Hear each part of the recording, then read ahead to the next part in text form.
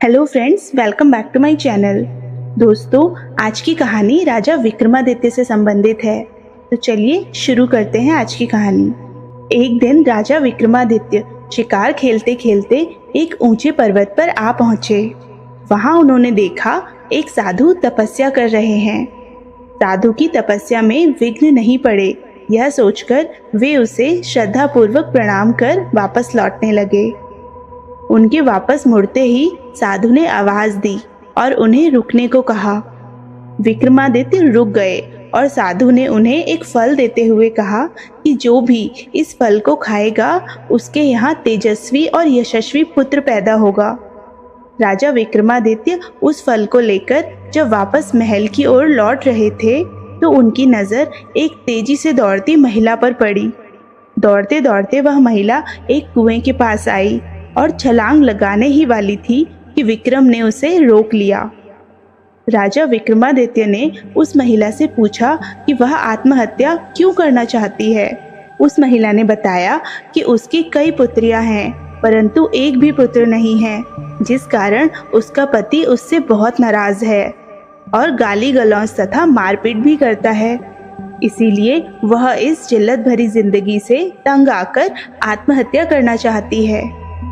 उस महिला की बात सुनकर राजा विक्रमादित्य ने साधु द्वारा दिया गया फल उस महिला को दे दिया तथा फल को खाने से तेजस्वी और यशस्वी पुत्र पैदा होने वाली बात भी उस महिला को बता दी। कुछ दिन बीत गए। एक दिन एक ब्राह्मण विक्रम के पास आया और उसने वही फल उसे भेंट किया। विक्रम उस स्त्री की चरित्रहीनता से बहुत दुखी हुए। ब्राह्मण के जाने के बाद विक्रम ने वह फल अपनी पत्नी को दे दिया। विक्रम की पत्नी भी चरित्रहीन थी और नगर के कोतवाल से प्रेम करती थी। उसने वह फल नगर कोतवाल को दिया ताकि उसके घर यशस्वी पुत्र जन्म ले। नगर कोतवाल एक वैश्या से प्रेम करता था और उसने वह फल उस वैश्या को दे दिया। वैश्या ने सोचा कि उसका पुत्र चाहे कितना भी यशस्वी क्यों ना हो, लेकिन उसे समाज में मान सम्मान पद प्रतिष्ठा नहीं मिल सकती है। वह काफी सोचने के बाद इस निष्कर्ष पर पहुंची कि इस फल को खाने का असली अधिकारी राजा विक्रमादित्य ही है। उसका पुत्र उसी की तरह योग्य और सामर्थ्यवान होगा तो प्रजा की देखरेख अच्छी तरह से होगी और सभी लोग सुखी रहेंगे। यही सोचकर उसने विक्रमादित्य को वह फल भेंट कर दिया। फल को देखकर विक्रमादित्य ठगे से रह गए। उन्होंने जांच पड़ताल कराई तो नगर कोतवाल और रानी के अवैध संबंधों का पता चल गया। वे इतने दुखी और खिन्न हो गए कि राज्य को ज्यों का त्यों छोड़कर वन में जाकर कठिन तपस्या करने लगे। राजा विक्रमादित्य देवताओं और मनुष्यों को समान रूप से प्रिय थे, इसीलिए देवराज इंद्र ने उनकी अनुपस्थिति में राज्य की देखभाल के लिए एक शक्तिशाली देव भेज दिया। वह देव राजा विहीन राज्य की बड़ी मुस्तैदी से रक्षा तथा पहरेदारी करने लगा। कुछ दिनों बाद जब विक्रमादित्य ने अपने राज्य में प्रवेश करने की चेष्टा की तो देव सामने आ खड़ा हुआ।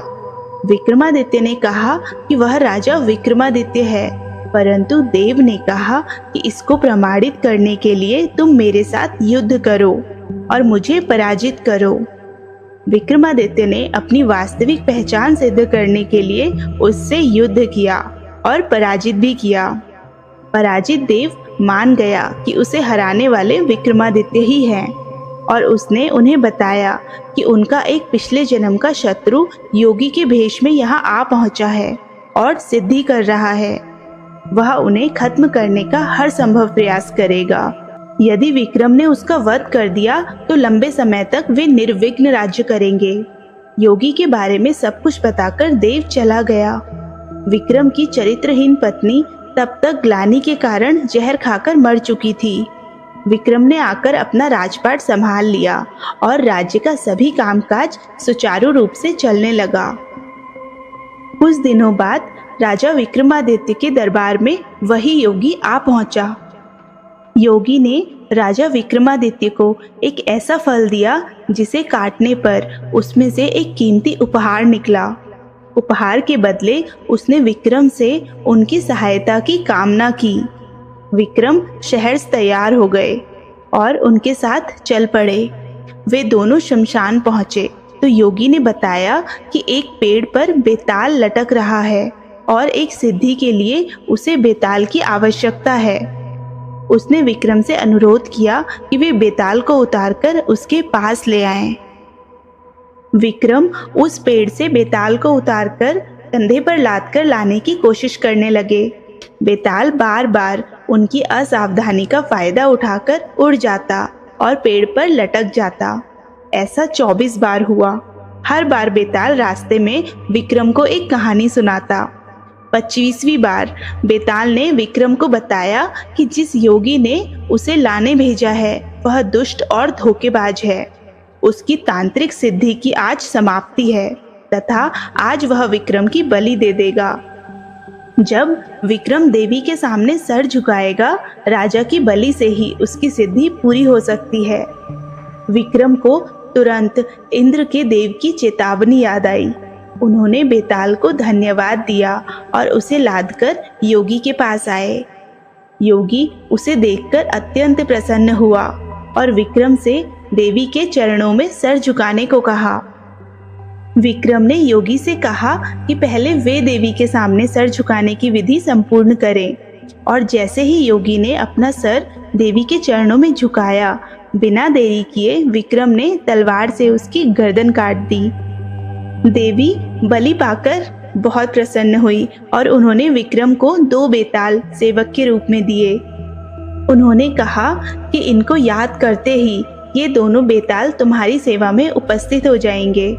विक्रम देवी का आशीर्वाद पाकर आनंद पूर्वक वापस महल लौट आए। तो दोस्तों, उम्मीद है आपको ये कहानी बहुत पसंद आई होगी। तो हमारे चैनल को ज़रूर सब्सक्राइब करिएगा। मिलते हैं अगली कहानी में। तब तक के लिए नमस्कार दोस्तों।